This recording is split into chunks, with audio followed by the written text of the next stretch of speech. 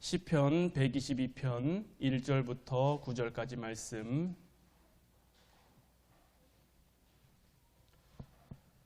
우리 다 같이 한 목소리로 말씀 보도록 하겠습니다. 사람이 내게 말하기를 여호와의 집에 올라가자 할 때에 내가 기뻐하였도다. 예루살렘아, 우리 발이 내 성문 안에 섰도다. 예루살렘아, 너는 잘 짜여진 성읍과 같이 건설되었도다. 지파들 곧 여호와의 지파들이 여호와의 이름에 감사하려고 이스라엘의 전례대로 그리로 올라가는도다. 거기에 심판의 보좌를 두셨으니 곧 다윗의 집의 보좌로다. 예루살렘을 위하여 평안을 구하라. 예루살렘을 사랑하는 자는 형통하리로다. 내 성 안에는 평안이 있고 내 궁중에는 형통함이 있을지어다. 내가 내 형제와 친구를 위하여 이제 말하리니 내 가운데에 평안이 있을지어다. 여호와 우리 하나님의 집을 위하여 내가 너를 위하여 복을 구하리로다. 아멘. 할렐루야. 오늘 이 시간에는 지난주에 이어서 기쁘게 달려오고 싶은 교회라는 제목 가지고 우리가 함께 말씀 나눌 때에 하나님의 크신 은혜가 여러분들 가운데 충만히 임하기를 주님의 이름으로 축원해 드립니다.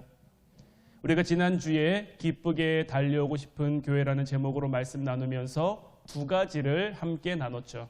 첫 번째는 말씀이 살아있는 교회, 두 번째는 기도가 가득한 교회.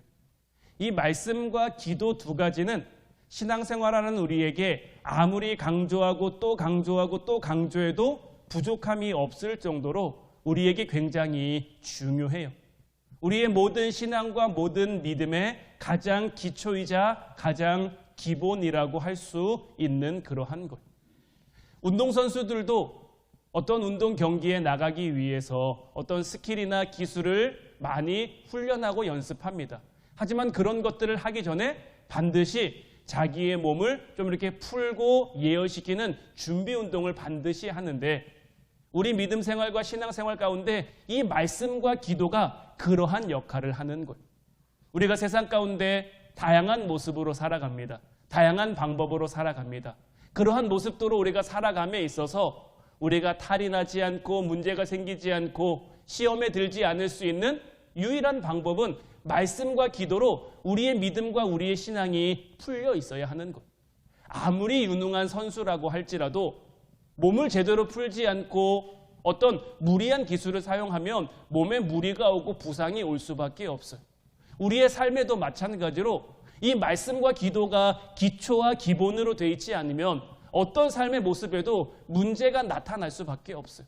먼저 이 말씀과 기도로 그 기초와 기본이 다져지고 그 위에 우리의 삶의 모습들을 하나님이 허락하신 그 달란트대로 우리에게 주신 그 성령의 열매대로 만들어갈 수 있어야 하는 것. 이제 우리 화운교회가 정말 말씀이 살아있는 교회가 된다면, 기도가 가득한 교회가 된다면 하나님의 역사하심이 말씀과 기도 가운데 우리 가운데 나타나 정말 우리가 기쁜 마음으로 달려가고 싶은 그러한 교회가 될 줄로 믿습니다. 오늘은 이어서 세 번째입니다. 기쁘게 달려가고 싶은 교회는 어떤 교회냐? 말 그대로 기쁘게 달려가려면 교회 안에 기쁨이 가득해야겠죠. 교회 안에 근심이 가득하고 교회 안에 걱정이 가득한데 기쁘게 달려가고 싶은 사람이 어디 있을까요? 교회에는 기쁨이 가득해야 기쁘게 달려가고 싶은 교회가 될 수 있는 것. 우리 한국교회가 코로나를 겪으면서 굉장히 큰 위기다라는 이야기를 많이 하고 있습니다. 특히나 젊은 세대들이 코로나 이후 교회를 많이 떠났다고 해요. 그리고 다시 교회로 돌아오긴 돌아왔어도 예전 같은 그런 모습, 예전 같은 그런 예배가 특히 대형교회이면 대형교회일수록 더 그런 모습들이 심하다고 해요. 제가 얼마 전에 저희 지방 감리사님이랑 대화를 나눌 기회가 있었는데 예전에는 11시 예배에 나오는 사람들이 훨씬 많았는데 코로나 이후로는 아침에 9시 예배에 나오는 사람들이 훨씬 더 많아졌다라는 거예요.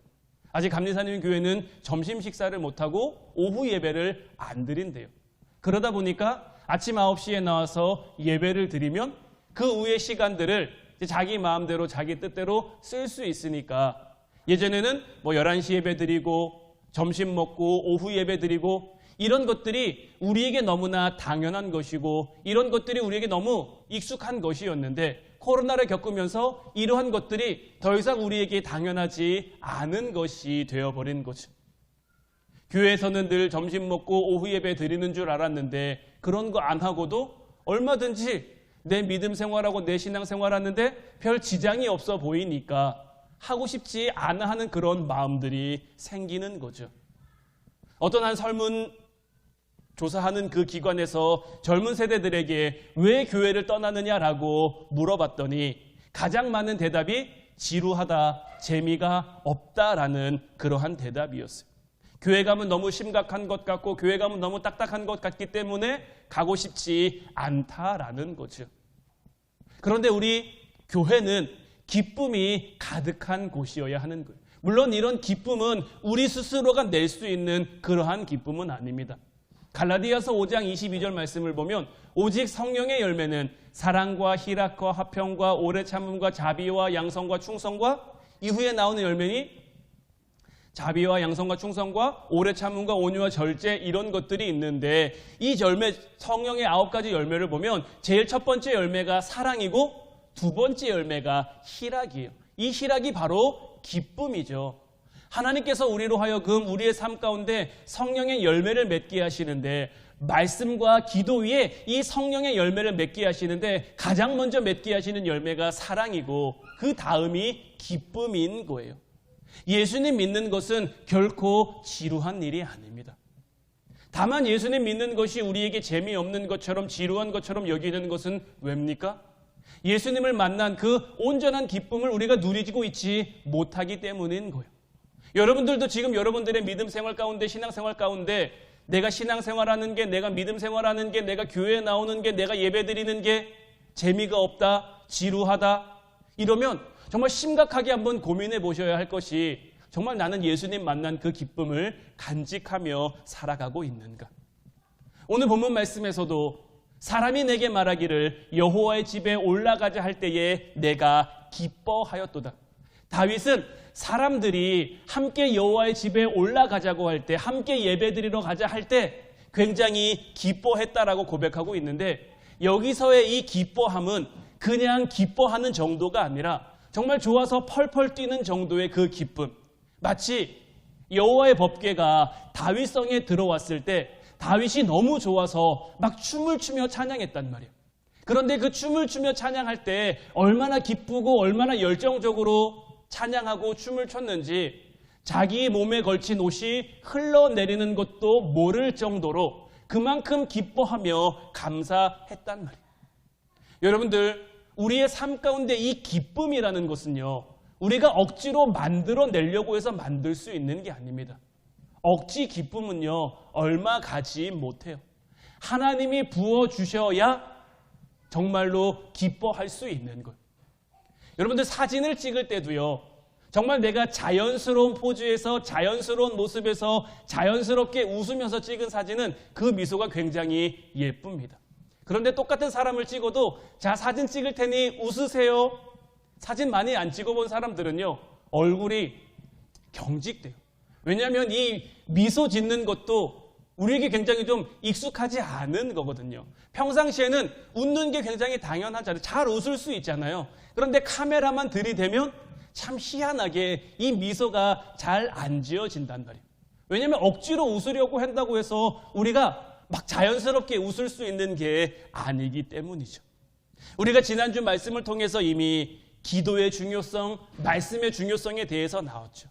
그래서 이 말씀과 기도를 통해서 여러분들 삶 가운데 은혜가 공급되어지고 있고 여러분들이 은혜를 받고 있다면 우리 안에는 영적인 기쁨이 샘솟도록 솟아나야 하는 거예요. 정말 마르지 않는 샘처럼 늘 기쁨이 우리 삶 가운데 충만해야 하는 거예요. 그래야 우리의 삶 가운데 우리가 어렵고 우리가 힘들어도 짜증내지 않고 걱정하지 않고 신나게 우리의 삶을 살아갈 수 있는 거예요. 하나님이 주시는 이 거룩한 기쁨이 우리 안에 충만하다면 하나님이 우리에게 맡겨주신 그 삶의 자리가 싫거나 나쁘거나 하지 않아요. 어떤 자리라도 우리가 감사할 수 있는 것. 사도 바울의 고백처럼 내가 풍부에 처할 줄도 알고 내가 비천에 처할 줄도 알고 내가 가난할 때도 있고 내가 부할 때도 있고 내가 기쁠 때도 있고 내가 슬플 때도 있지만 그런 삶의 자리들이 내 안에 주신 그 하나님이 주신 그 기쁨과 감사와 평안을 깨트릴 수 없는 것은 주님을 만난 그 기쁨, 주님이 주시는 은혜가 내 안에 충만하기 때문인 거죠. 이제 바라기는 우리 화운교회 안에, 여러분들의 가정 안에, 여러분들의 삶 안에, 여러분들의 믿음과 신앙 가운데 하나님이 주시는 이 기쁨이 충만할 수 있기를 주님의 이름으로 축원해 드립니다. 그래서 늘 신바람 남는 그 삶을 살아갈 수 있는 저와 여러분들 되시기를 주님의 이름으로 축원해 드립니다. 네 번째로 기쁘게 달려오고 싶은 교회는 어떤 교회나 거룩을 유지하는 교회예요. 말씀과 기도가 우리의 삶 가운데 가장 기본이라고 말씀드렸죠. 어떻게 보면 집을 짓는 걸로 비유하자면 말씀과 기도는 기초예요, 기초. 바닥을 닦는 기초 공사예요.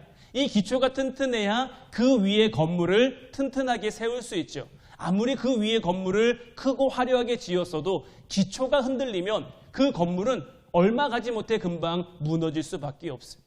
그래서 이 말씀과 기도가 우리 어떤 건물을 짓는 집을 짓는 기초라고 한다면 이 거룩은 이 건물을 덮는 지붕과 같다라고 말할 수 있는 것. 때로는 우리의 삶 가운데 바람이 불 수도 있고 때로는 우리의 삶 가운데 비가 올 수도 있어요. 그런데 건물 여기저기에 구멍이 숭숭숭숭 뚫려서 바람을 막아주지 못하고 비를 막아주지 못한다면 그 건물은 건물로서의 역할을 제대로 감당하지 못하는 거죠. 거룩이라는 것은 우리의 삶을 유지하고 지켜주는 테두리와 같은 것. 우리 안에 하나님이 주시는 기쁨이 있는데 이 기쁨을 빼앗기지 않기 위해서는 우리의 삶 가운데 거룩이 있어야 하는 것. 다윗이 죄를 지었습니다. 그래서 하나님께서 나단 선지자를 보내서 다윗을 책망하셨단 말이에요. 양의 비유로 깨닫게 하려고 했는데 다윗이 깨닫지 못했죠. 오히려 적반하장으로 그 이야기 속에 나오는 그 사람을 비난하고 책망하고 그 사람을 향해서 욕할 때 나단 선지자가 당신이 바로 그 사람이다 라고 했을 때 다윗은 나단 선지자에게 즉각 무릎을 꿇고 무엇을 고백했냐면 내 안에 구원의 기쁨을 회복시켜 달라고 부르짖었어요. 하나님이 우리에게 주신 구원은 우리가 잃어버릴 수 있는 게 아닙니다. 구원은 하나님이 우리에게 주신 것이기 때문에 우리가 구원받았다는 사실은 변하지 않아요. 하지만 이 구원받은 기쁨은 잃어버릴 수가 있는 거예요. 우리가 죄를 지으면 하나님과 우리 사이에는 벽이 생길 수밖에 없는 거예요. 그러면 우리 안에 하나님이 주신 이 영적인 기쁨은 사라질 수밖에 없는 거죠. 그러면 견딜 수 없는 괴로움, 견딜 수 없는 그 아픔들이 우리 안에 들어옵니다. 이 거룩이라는 것에 구멍이 뚫렸기 때문에 그 틈새로 걱정이 들어오고 염려가 들어오고 시름이 들어오고 짜증이 들어오고 시기가 들어오고 여러 가지 우리를 힘들게 하고 어렵게 하는 그 모든 것들이 숭숭숭숭 들어올 수밖에 없는 거죠. 특히 한때 성령을 깊이 체험했던 사람, 어떤 영적인 기쁨을 가득 누렸던 사람이면 사람일수록 더 그럴 수밖에 없는 거예요. 기쁨이 사라지면 메마르고 격식만 남기 때문에 우리 안에 있던 어떤 기쁨이라는 은혜라는 그 샘이 깊었다면 그 자리가 깊이 남아있겠죠. 그것을 무언가로 우리는 채워야 되는데 그래서 우리는 그것을 채우기 위해 하나님이 우리에게 말씀하신 그 하나님의 형상, 하나님의 거룩을 채워가고 담아가야 되는데 그것이 없어지고 그것이 빠져나가면 그 안에는 이 세상이 우리에게 주는 것들, 처음에는 좋아 보이지만 시간이 지나면 지날수록 우리를 번뇌하게 하고 우리를 고뇌하게 하고 우리를 걱정하게 하고 우리를 근심하게 하는 그런 것들로만 채워지기 때문에 결국 그런 것들이 우리를 힘들게 하고 우리를 어렵게 하는 거죠. 돈을 그 자리에 채웠다면 처음엔 돈을 벌고 돈이 많아지면 좋죠. 나중엔 그 많아진 돈이 우리의 발목을 잡아요. 처음엔 뭐 명예를 얻고 인기를 얻고 권력을 가지면 그 권력이 주는 힘이 우리에게 좋죠. 뭔가 다 할 수 있고 뭔가 다 이룰 수 있을 것처럼. 하지만 너무 거기에 빠지고 너무 거기에 심취하면 결국 그런 것들이 우리의 발목을 잡아가는 것.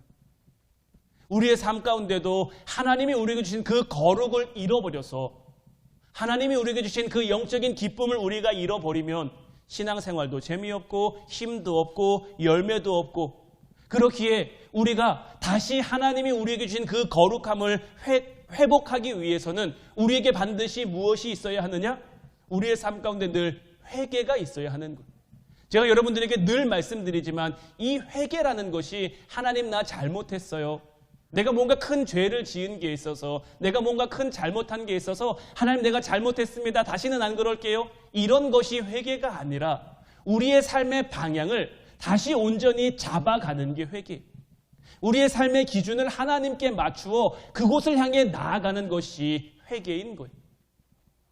우리의 삶 가운데 이 하나님을 향해 나아가는 이 거룩함을 잃어버리면, 이 모습을 잃어버리면 세상으로 우리가 빠지게 될 수밖에 없는 것이고, 그렇게 되면 말씀드린 것처럼 세상이 주는 것들로 우리의 삶이 채워져 결국은 근심하고 결국은 힘들어하고 결국은 어려워할 수밖에 없다라는 것. 그러한 의미에서 우리 교회는 어떠한 곳입니까? 우리 교회는 완전한 사람들이 모이는 곳이 아니에요. 온전한 사람들이 모이는 것이 아니에요. 회개해야 할 사람들이 모여 있는 곳이. 우리는 다 부족합니다. 우리는 다 연약합니다. 저도 그렇고 여러분들도 그렇고 완전하다라고 말할 수 있는 사람은 아무도 없어요. 그래서 우리는 날마다 주님의 보혈 앞으로 나아갈 수 있어야 하는 것. 저희가 이제 내일부터 기도회를 시작하는데 우리가 매달 이렇게 기도회를 하는 것도 어떤 의미입니까? 바쁜 우리의 삶 가운데 특별히 시간을 내서 우리가 함께 말씀 나누고 함께 기도함으로 우리의 삶이 온전히 나아가고 있는지, 우리의 삶이 제대로 나아가고 있는지 그것을 점검하고 그것을 다스리자라는 거잖아요. 그래서 우리 안에 혹 잃어버린 하나님의 거룩이 있다면, 잃어버린 하나님의 형상이 있다면 그것을 다시 채우고 그것을 다시 붙여 우리의 삶이 정말 하나님이 주시는 기쁨과 은혜로 충만할 수 있도록, 그래서 늘 기쁜 삶을 우리의 삶 가운데 영위해 갈 수 있도록 그렇게 하기 위함인 거잖아요. 사도행전 3장 19절 말씀을 보면 그러므로 너희가 회개하고 돌이켜 너희 죄 없이 함을 받으라. 이같이 하면 새롭게 되는 날이 주 앞으로부터 이를 것이요 라고 되어 있어요. 하나님의 백성들은 죄를 끌어안고서는 아무리 행복하고 싶어도 행복할 수가 없어요. 그러나 하나님의 말씀을 듣고 자기 죄를 자복하며 하나님 앞에 회개하며 하나님 앞에 나아가면 우리의 삶의 방향을 다시 수정해 하나님께로 온전히 나아가려고 애쓰고 기도하고 말씀 가운데 나아가면 하나님이 우리에게 기쁨을 주셔서 억지 기쁨이 아니라, 부자연스러운 기쁨이 아니라 정말 자연스러운 기쁨이 우리 안에 충만하게 하시는 거죠. 바라기는 이제 우리 화원 성도들이 정말 모든 예배에서, 모든 삶의 자리에서 이 거룩을 회복하고 정말 하나님이 주시는 기쁨을 충만히 누릴 수 있기를 주님의 이름으로 축원해 드립니다. 다섯 번째로 기쁘게 달려오고 싶은 교회는 어떤 교회냐? 이제 말씀과 기도로 그 기초가 세워지고, 그래서 말씀과 기초 위에 하나님이 주시는 은혜 가운데 기쁨을 누리고 그 기쁨을 누리기 위해 거룩을 회복해 가면 서로를 사랑하게 됩니다. 사랑이 가득한 교회가 되는 것. 오늘 본문 8절 말씀에서도 내가 내 형제와 친구를 위하여 이제 말하리니 내 가운데에 평안이 있을지어다. 다윗은 내 형제와 친구를 위해 예루살렘의 형통을 바란다라고 고백하고 있어요. 교회가 건강하게 부흥하면 우리 성도들이, 우리 형제들이, 우리 가족들이, 우리 친구들이 서로를 사랑하고 서로를 축복하게 되는 것. 우리가 매 예배를 끝날 때마다 서로를 축복하는 마음을 담아, 서로를 사랑하는 마음을 담아 축복하죠. 그러한 것들이 그냥 우리가 하는 것이 아니라 정말 서로가 잘 되기를 바라는, 정말 하나님의 교회가 함께 세워져 가고 하나님의 나라를 함께 이루어가기 위한 그 마음이 우리 안에 충만해지고 우리 안에 풍성해져서 그것을 함께 나누기 위해 우리가 찬양하는 거죠. 우리 기독교 신앙의 완성은 사랑입니다. 하나님이 우리에게 예수님을 주신 것도, 우리를 이처럼 사랑하신 것도 정말 우리를 너무나 사랑하셨기 때문인 거죠.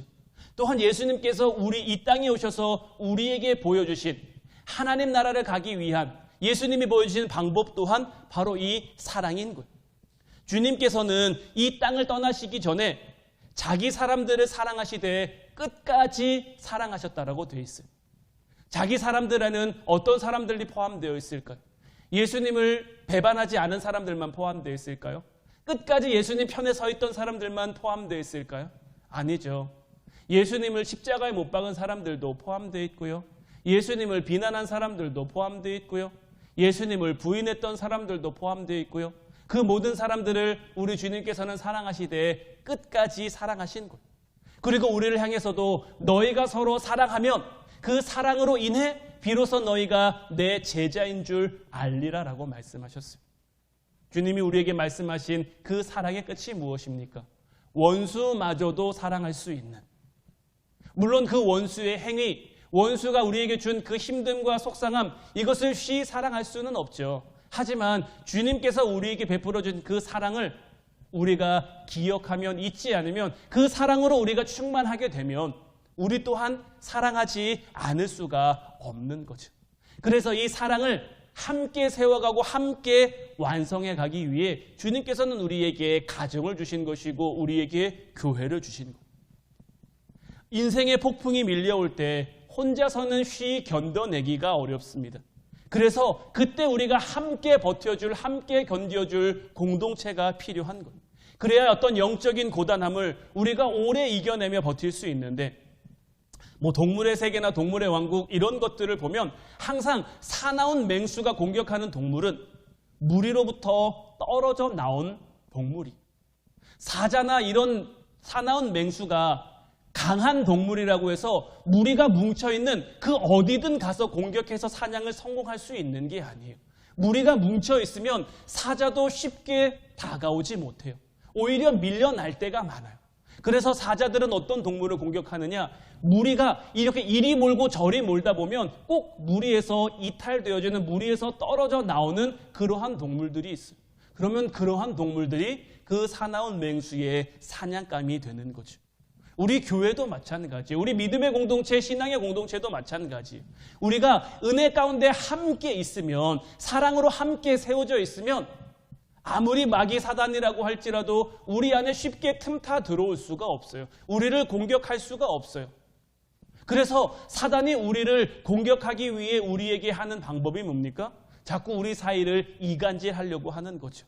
그래서 교회로부터 떨어져 나가도록 목사와 성도 사이를 이간질하고 성도와 성도 사이를 이간질해서 그 안에 미움이 생기게 하고 분쟁이 생기게 하고 다툼이 생기게 돼서 교회가 하나 되지 못하도록, 하나님의 성령은 우리로 하여금 하나 되는 그러한 영으로 우리를 부르셨는데, 그렇게 우리를 만드셨는데 사단은 자꾸 이것을 막고 회방해서 우리가 하나 되지 못하고 분열되게, 그래서 떨어져 나오는 사람들이 생기도록 우리를 공격하고 우리에게 그렇게 하는 거죠.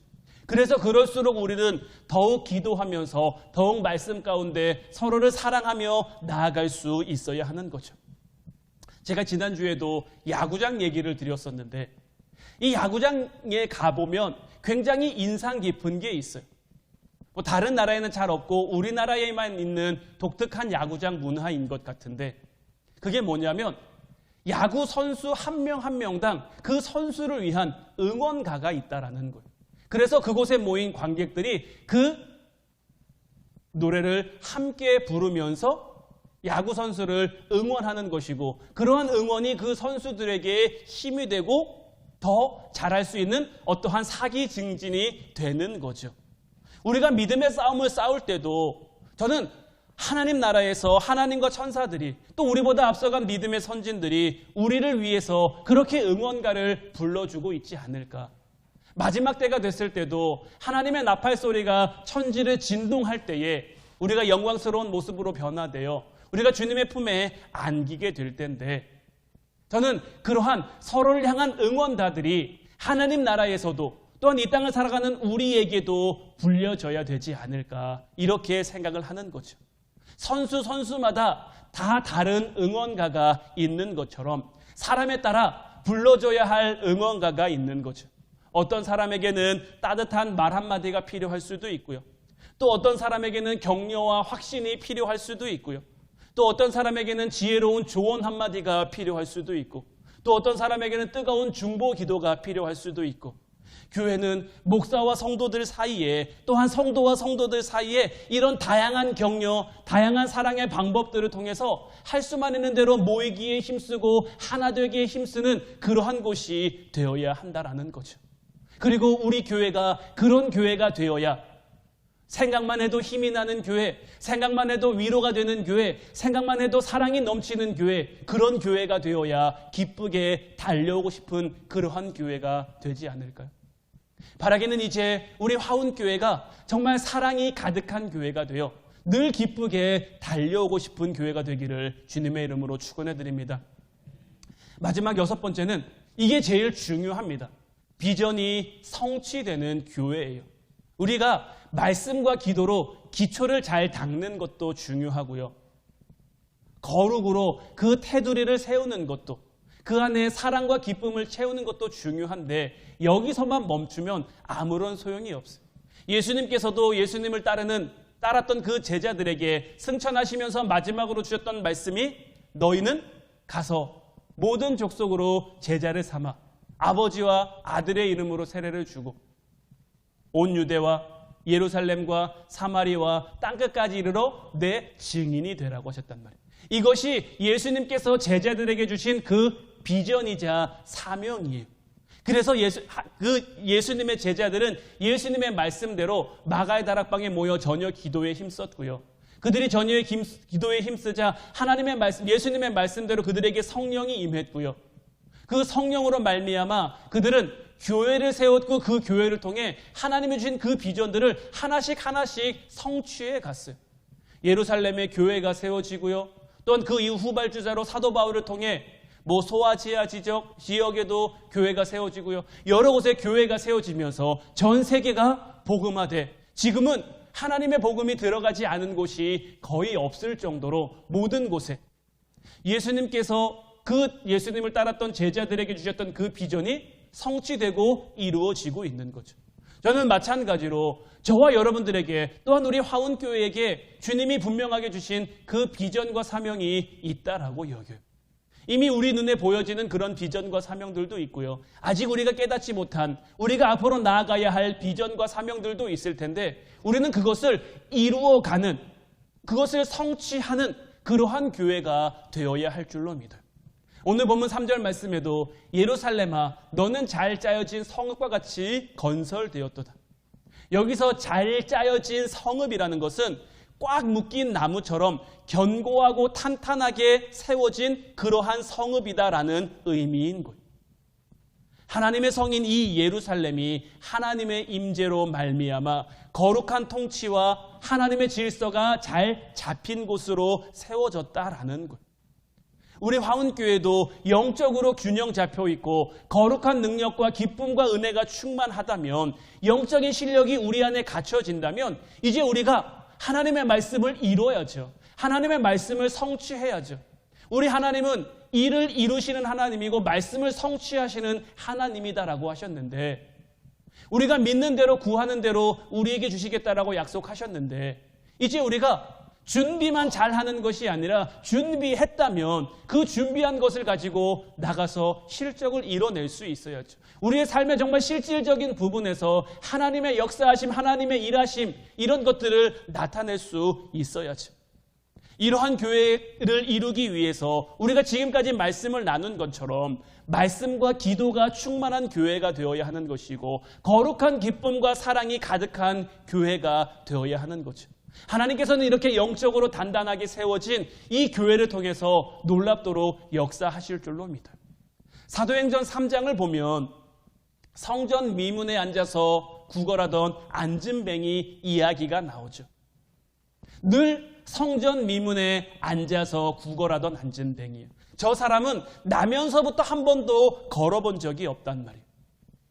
그날도 여느 때와 마찬가지로 구걸하고 있었는데 구시 기도를 하러 올라가는 베드로와 요한이 보였고, 베드로와 요한에게 나를 좀 도와달라고, 가진 것이 있으면 내게 좀 나눠달라고 이야기를 했을 때 베드로가 무엇이라고 말합니까?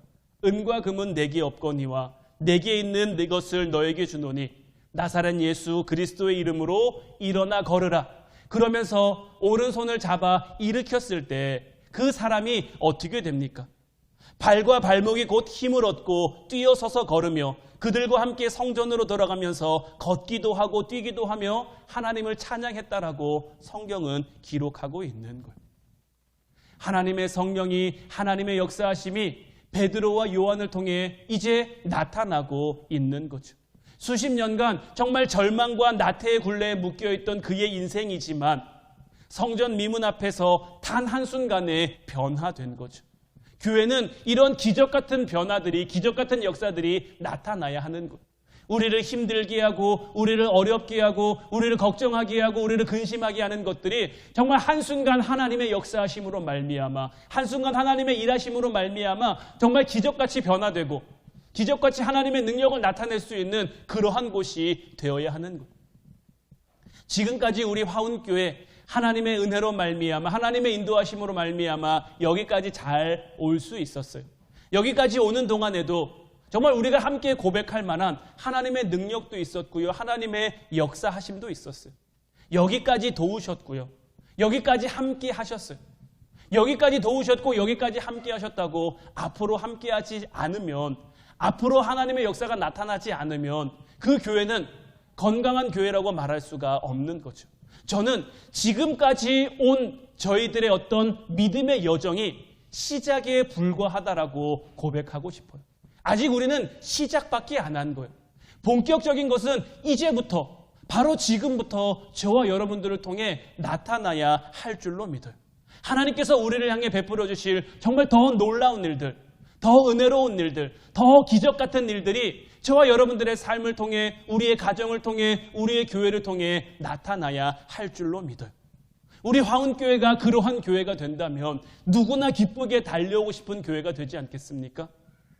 하나님의 말씀이 살아 역사에서 말씀으로 변화되는 그러한 것들을 경험하고, 기도할 때마다 하나님의 응답이 나타나고, 하나님의 말씀이 살아있고 기도가 응답되니 그러한 신앙생활, 그러한 믿음 생활이 얼마나 기쁘겠습니까? 얼마나 감사하겠습니까?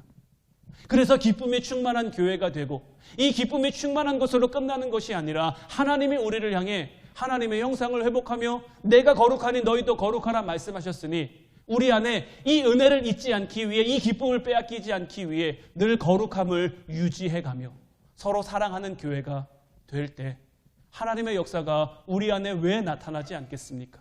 하나님이 우리에게 주신 사명들이 왜 이루어지지 않겠습니까? 지금 당장 멀리 있는 것처럼 여겨진다고 해서, 지금 당장 우리에게 불가능한 것처럼 보여진다라고 해서 하나님이 우리에게 보여주신 것이라면 그것이 왜 이루어지지 않겠습니까? 아브라함은 믿음으로 나아갔어요.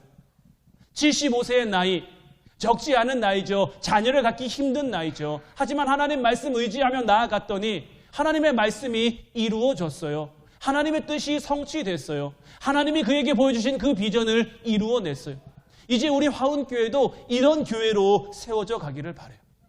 유명한 교회가 되기보다는 정말 하나님이 기뻐하시는 교회가 돼요. 하나님이 기뻐하시는 교회는 어떤 교회입니까? 하나님이 우리에게 주신 힘과 능력을 정말 하나님이 원하시는 대로 올바르게 사용하는 그런 교회 아닙니까? 우리가 다 느끼는 것처럼 요즘 세상 살아가는 것이 참 쉽지 않습니다. 가정도 쉽지 않고요. 세상도 쉽지 않고요. 여러 가지 모양들이 다 쉽지 않고 어려워요. 현실적으로 생각하면 걱정투성이, 염려투성이, 이런 것들이 오늘날 우리의 현실이란 말이에요.